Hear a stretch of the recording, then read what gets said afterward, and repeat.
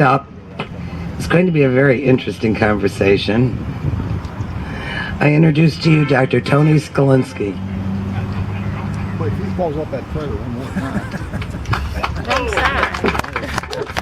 Thank you. Boy, those legs don't work like they used to there. You see that? All right. How long do I have? One of my many fans out there. That sounded like the keyboard player. It was. Well, all right. First of all, my attire. Usually I dress a little bit better for a speaking engagement, but as you can see, today I'm the singer in the band. But there's a couple other hats I've worn that you should probably know about going in. For 40 years in various capacities, I was a college professor. My degree is in psychology, clinical psychology. And probably the most important thing to know about me is that I spent 3 years in the communist movement. Okay? Yeah. Not the socialist movement, not the left, the communist movement. Some of my friends think I was in the party, but I was asked 3 times to join the party, urged to join the party, because then, as now, I had a band and the communists felt that could be pretty useful, and it was.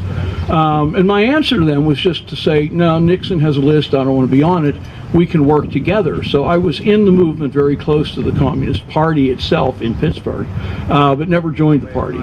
But I learned a lot from them, and some of the things were mentioned here today, like hooting down, shouting down candidates who you don't want to hear. That is a communist technique that I was trained in.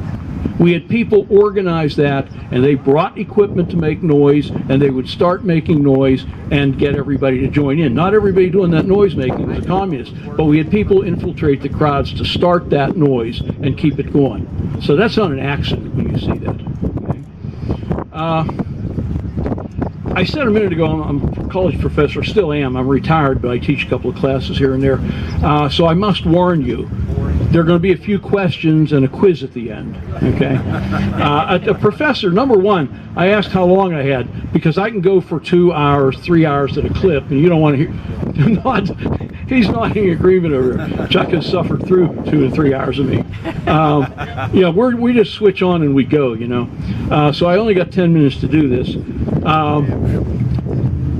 But I'm going to get off the track today from the direct constitutional Second Amendment stuff and talk about a real danger to this country. And you can probably guess what it is. Right before we set up here, I was talking to Rob. Where's Rob? You're on. There's Rob. And I wasn't sure how I was going to start this talk, but he says, why don't you just tell them, you know, why we're really here? Why do we have to be here? Okay? And I'm going to do that. We have to be here because of a man who died in 1937, a man by the name of Antonio Gramsci. This is serious enough that if you have a recording device, you should use it. If you just have a pencil and want to write down the name, you should use it, because this guy, well, let me ask you a question. Have any of you noticed, you look like you're old enough to have noticed some changes. Raise your hands if you've noticed changes in the culture of this country over the past 40 years. Show of hands. Okay. There's a reason for that. It's not an accident. And his name is Antonio Gramsci. I got to get academic for a few minutes. Remember a few years ago, many years ago now, when the Soviet Union fell and we all celebrated, communism's dead, right? I didn't understand that celebration, because I looked at the map and I saw 1.5 billion Chinese living under communism. I looked at the map and I saw North Korea under communism, Vietnam, unfortunately, under communism. And I didn't have to look far off the tip of Florida to see Cuba under communism. Communism is far from dead. Probably the worst thing that ever happened to this country was the fall of the Soviet Union, because we had a tangible, visible enemy. We knew where to focus our defense, our efforts against communism. Now, you know where communism lives?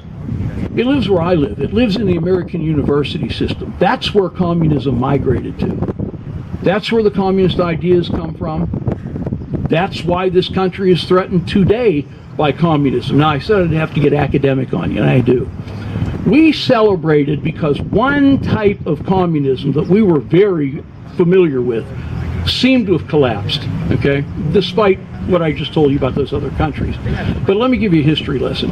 Communism started with Karl Marx writing the Communist Manifesto, later Das Kapital, and other communist writings.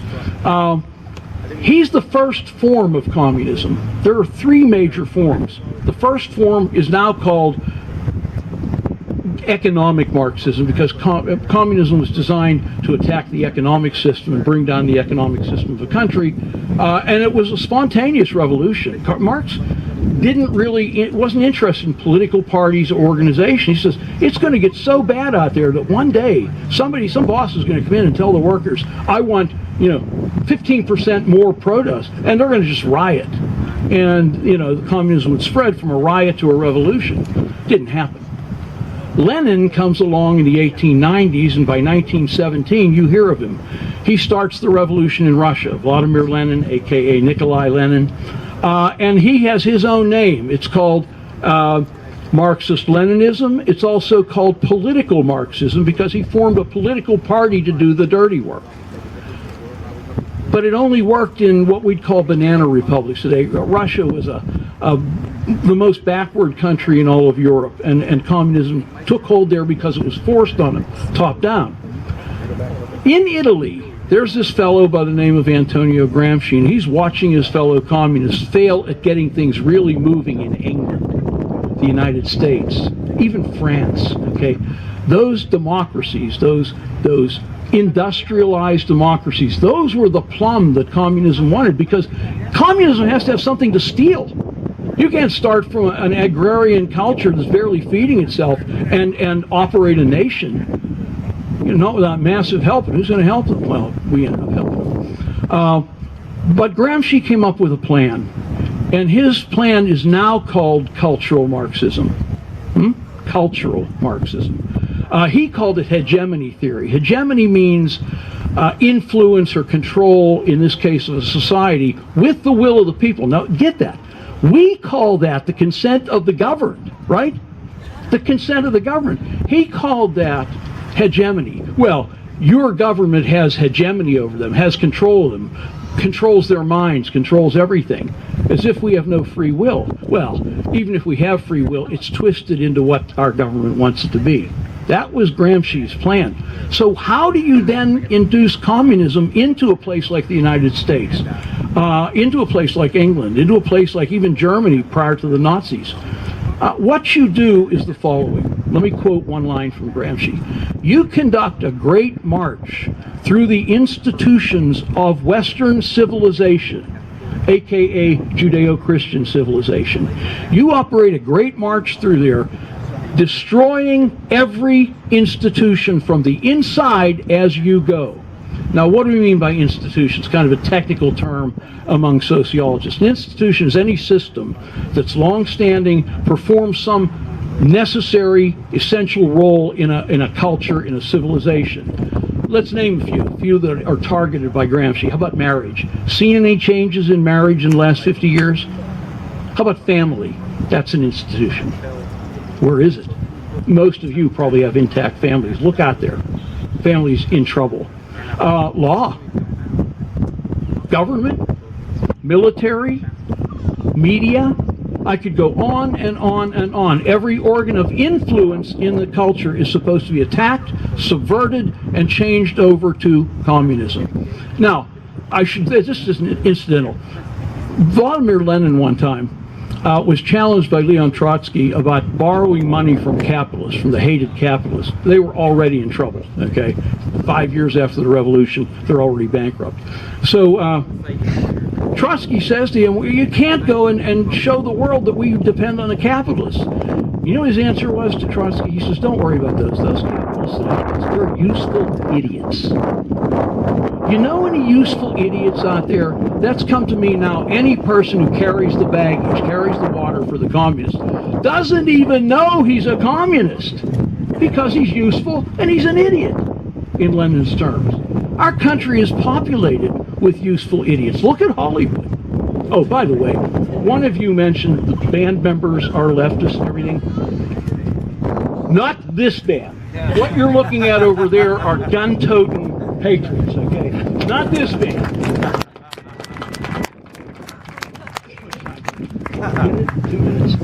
Okay. Yeah, I got to wrap this up, but if I ever told you anything important, you just heard it today. If you don't know who Gramsci is and get a handle on how this is operating, you're going to lose. Okay? We have to be mobilized, every damned one of us, and we need to be behind a party that's also mobilized on our behalf. I don't know that we always have that. We got to get it. And this is the party to do it. Herbert Marcuse. Herbert Marcuse was involved in an outfit that I could go on for another hour on, called the Frankfurt School. It was a group of communists who were chased out of Germany by Adolf Hitler, and we had the great good fortune of them coming to roost here. Okay, there are a bunch of them, but Herbert Marcuse wrote a book in. Oh, by the way, Gramsci was published in English. What do you think year he was published in English? First year Gramsci appeared in the English language, 1959. What was the next decade? See any changes? That was hit the college campuses in 1959. 1960, the lid came off everything. Anyway, Herbert Marcuse wrote a book called Eros and Civilization, and the key line from the book, and I can't go into a whole exposition of Marcuse, but here's the catch line. Talking about college students, we'll bait the hook with sex and give them communism. Remember the 60s? Remember the sexual revolution? Herbert Marcuse. These guys are all over the place, and they're not unimportant. If you think communism's dead and you want to stick your head in the ground and act like it isn't here, it's in your faces. It's just in a form you don't recognize. Okay? I have to let somebody else talk, so thank you for listening. Oh, I'm not a communist. Listen, make sure they know you're not a communist anymore. If I was, you wouldn't have heard about that. He'd be out there with bullets in you. We're going to have a world-class geologist, the Honorable